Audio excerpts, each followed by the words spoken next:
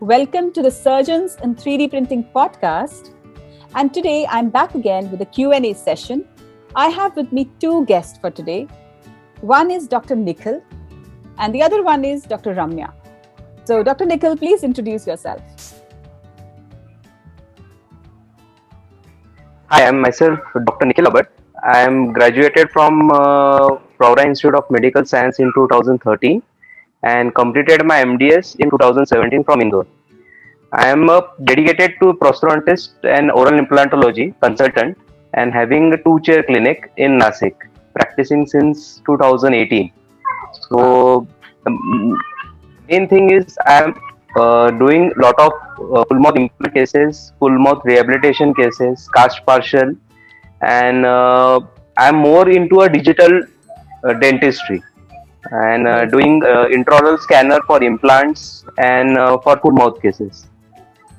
Wow. Thank you. That's so you're already there, Dr. Nikhil. You're already there. So it's just about a matter of time that you kind of get into 3D printing and start implementing stuff, right? So now I also have Dr. Ramya with me from 3Shape. So Dr. Ramya, please introduce yourself. Dr. Ruchi, I'm Dr. Ramya. Before joining 3Shape, I was practicing as a general dentist for almost 6+ years with hospital that is down south in India, that's Apollo Spectra Hospitals. And I have also worked in a couple of hospitals, general practice, of course, and I have learned a lot. So while working there, I got an opportunity to work with Dr. John Nason, who was an exemplary oral maxillofacial surgeon who has his own startup. And I got affiliated with him, and he taught me a lot of things with 3D printing, with PSIs, VSP, etc. And my journey continued from there to 3Shape. Almost, I think this will be my second year with 3Shape. And right now, I work as a product specialist for Trios intraoral scanner, and I represent both India and Middle East countries. So yeah. So, wow. So you have a whole spectrum about how 3D printing works, and especially with the scanners that you're working with 3Shapes. And I think, Dr. Ramya, that was the reason to bring you here, because we had a couple of questions from Dr. Nikhil about scanning and stuff like that. So let's get the session started. Dr. Nikhil, please ask your question, and both of us will put on our words. Yes, I have two questions. The first question is, while recording in heavy mandibulotomy cases or in a limited mouth opening cases, we have difficulty to scan the area and put our scanner, intraoral scanner, in that area. So how we can give a better prosthesis to our patient, because sometimes physical impressions are very difficult to record in such cases, and can, with the help of this digital technology, and we give patient a better prosthesis, a better service to our patient. Right. So for this is my first question. Right. So I think you want to know that how can we use scanners to get better digital impressions for patients with limited mouth opening, or for cases where their mouth opening has reduced because of different abnormalities, which is like cancer or maybe hemimandibulectomy, whatsoever. Yeah. So Dr. Ramya, please go ahead with the answer. What is your take on that? Yeah, so that's an absolutely good question, and I have encountered this question a lot many times from a lot of dentists. So definitely with help of digital scanners or intraoral scanners, you have the ease of taking an impression when it comes to not only reduced mouth opening, but also people with extreme gag. But there is a slight difference between extremely when the mouth opening or the restriction is extremely low, and where you cannot even insert a certain dental instrument, in that case intraoral scanner is no excuse in that case. So of course it becomes a little difficult to take an impression even with intraoral scanner.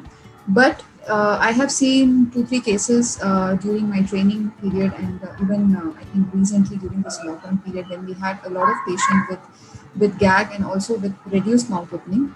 Intraoral scanner was the only option where we took a scan with a little difficulty, because we had to rotate it or turn it over when it comes to scanning the anterior portion or the parietal aspect of the arch. But then with following the scanning strategy, and also looking at the comfort of the patient, and also how the dentist is well versed in using that intraoral scanner, all together, you can just carry on a smooth and nice scanning. So yes, it's absolutely possible in reduced mouth opening, but that again depends upon how much it is reduced. So that really depends. And Yeah. yes, one more thing I wanted to add is about our intraoral scanners. I have also encountered with certain questions like what principle does it work on? Because when you must have seen the 3Shape Trios intraoral scanner. So when you switch on the scanner, you hear a sound and there is a light that is bombarded on the surface. So basically, it works on a confocal principle. So it's absolutely safe, no radiation, nothing. Because these are some of the questions that I have heard from a lot of dentists. So it's absolutely safe to use it. Great. Thank you, Ramya. I think even I have this experience. I have used the 3Shape scanner, but the problem that I faced was that the dentulous area we were not able to scan the edentulous area. We were able to scan the dentulous area. And what that did was at that point in time that we had to take both impressions. So though it was very difficult for us to take the physical impression, but we somehow took it to whatever extent it came and we kind of merged both of them.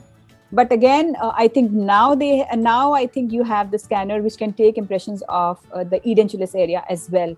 So I think Yes. that's a good start, and I think that will make it possible. So I think you need to give a try and go ahead with that. I think Go ahead. I think they superimpose the impressions. Na? I think Yeah. they superimpose the impressions of edentulous area Yes. and in implant cases, I think Yes. So we did that. the At that gingival time, area and yeah, exactly. So at that point in time, we did that because they did not have this ability to actually scan the edentulous area. But I think now they have this ability because at that point in time, they were developing that portion of the software. So now if they have that ability, I think Yes. things become easier, and it's really very, very useful because in hemimandibulectomy, you anyways do not have any dentulous area. So that's so much needed. yes. Yeah. I would like to add on that with the recent update in the software, when you go for an edentulous scanning, we have three options: either to scan the impression, scan the existing denture, which is also called as copy denture, or else scan the impression. If you've taken a physical impression, you can scan that as well. So we have three different options, and there is something called as AI, that is artificial intelligence, which is there incorporated into the software. So usually what we used to recommend to the dentist is when you're scanning an edentulous area, you have to disable the AI. AI is something which is going to cut off the things like tongue or cheeks, which is not needed when you're scanning. So when you scan an edentulous area, it resembles a kind of tongue and a cheek. So that's the reason we always say when you're scanning an edentulous part or edentulous case, you have to disable the AI. Now the software has been updated, and when you actually select from the patient proforma where you are saying that I'm going to scan an edentulous case, the software automatically disables AI. So you don't have to do anything, and the scanning procedure or the way to go about is extremely easy. So I think that's the latest update around. Yeah. So thank you for updating us on that. I think it will be useful, Dr. Nikhil, for you as well. Yes, definitely. Because I'm currently using 3Shape only scanner for some of my cases. Yes. Right. Please go ahead with the And second question. the second question. My Yes. second question is the current situation. What we are facing is the mucormycosis. In such cases, how we can record a digital impression, how we can print it into a resin model, and can we give a obturator in such cases with the help of our digital or 3D printing model also? Okay, so that's again a very, very good question. Now, about 3Shape, I don't know how much you know about the 3Shape system and how it works, but the first thing that we always say, it's an open system. So basically, open system, the meaning of open system is that you can import, export STL files. You know that, of course, if you're working in a digital environment, so you must be knowing that we have files like STL, PLY, and DCM. So the images that we capture in 3Shape. So let's say you're sending it to a lab which has a 3Shape dental system. So the entire file that you're sending, they'll be receiving each and every file. So it's easier for them to design, 3D print, etc. on the system. Now let's say if it's a third party which doesn't have a 3Shape software on the lab side, but they do have a 3D printing machine or an equipment, still you can print it, you can export it or import it as an STL file, and you can do that. you can definitely design it and give it to your patient. To your case, whatever case you are talking about. And talking about the current situation, not just mucormycosis, but of course, we know that we are we are thriving in such a situation where it's so difficult to, concentrate on one particular thing. But then this current COVID scenario has given us a lot of options to deal not just dentistry but entire healthcare field in a different way. We are seeing the healthcare field in a very different way and in a digitalized way. So definitely, scanner is the first option. Intraoral scanner is the first step to safeguard both yourself and also the patient. So yes, you can definitely use the scanner, and yes, you can 3D print it. Just check with the 3D printer what kind of 3D printer you're having, or if you're sending it to a lab, just check with them. But from our side, from 3Shape side, it's an open system. So I'm pretty sure that they would get an STL file. They can just import it and or export it, and then you can just print it out. You can do that definitely.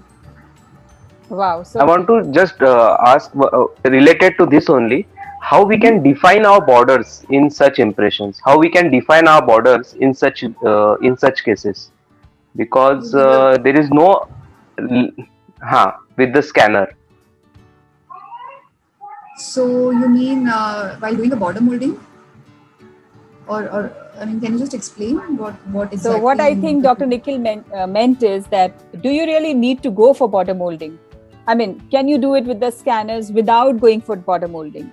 Can you just use the scanners and not go for border molding? Is it? Okay. Yeah. So that's the question. Okay. So as a dentist, I would recommend one thing. We currently have used intraoral scanners for scanning an edentulous case. We have even used it for existing denture. We have also used for scanning an impression model. We also use lab scanner, which is I'm not sure if you have seen it or if you have used it. E-lab scanners. We have seen people using it for scanning the models as well, or for scanning the impression. So there is certain protocol to be followed when you do. I mean, you're a prosthodontist, of course, you would know better than me. But then there are certain protocols where you have to scan. You have to take the first impression, and then of course you can take that with the help of intraoral scanner. You have to use certain centric trays to determine the vertical dimension and the centric relation, of course. Once you record that, you have to follow certain steps where you can use. Centric trays, for example, I think Ivoclar's CAD centric trays, I think it's available. So with help of that, you can, of course, determine the centric relation. And after that, you can use certain instruments like nattometer. You must have heard about nattometer. So with help of that, you can proceed. You can record a bite. You can do it on the dental system software. So this dental system software is on the lab aspect. It's not in the clinical aspect. So I mean, there are certain restrictions in the clinical software, even though it's extremely easy to use and it is applicable in all the field as far as dentistry is concerned. But there are certain designing or certain things that you can do better on our dental system software, which is on the lab side. So I mean, yes, you can definitely do that and follow the protocol. Again, it depends upon case to case. So scanner is only going to scan irrespective of you take an impression or you have an existing denture or you take a centric tray, merge it with the software, exactly, and then print a model and then scan. It's just going to scan it. Yeah. So Dr. Nikhil, could you get the answer to your questions? Yes, absolutely. Yes. So I think you've asked a very relevant question, especially with respect to the present scenario, because mucormycosis is just eating up our country. I mean, I think it's the only country where at the moment we have mucormycosis spreading like this. And we have so many cases. Yes. We also have a discussion probably in the next episode where we are going to interview a surgeon who's completely working on mucormycosis. So I think there also you will get a little bit of more of an insight as to how they are going about the reconstruction. So do follow on that as well. I'd like to thank Dr. Ramya for coming up and being there as an expert to answer the questions. And I would like to thank Dr. Nikhil, because did you not have the question, Dr. Ramya's presence wouldn't be needed. So thank you for even asking questions. And that's how we will propagate this technology throughout the profession. So thank you guys for coming in. Thank you, Ramya. Yeah. Thank you, Nikhil. Thanks a lot. Thank you, Dr. Rishi. Yes. Right. So guys, see you all sometime, some other time, and please get back with your reviews and your questions and whatsoever for this for our podcast, right? Thank you. Yeah, sure. Yeah. Thank you. you. Okay, bye-bye. Thanks. Bye. Bye. Bye.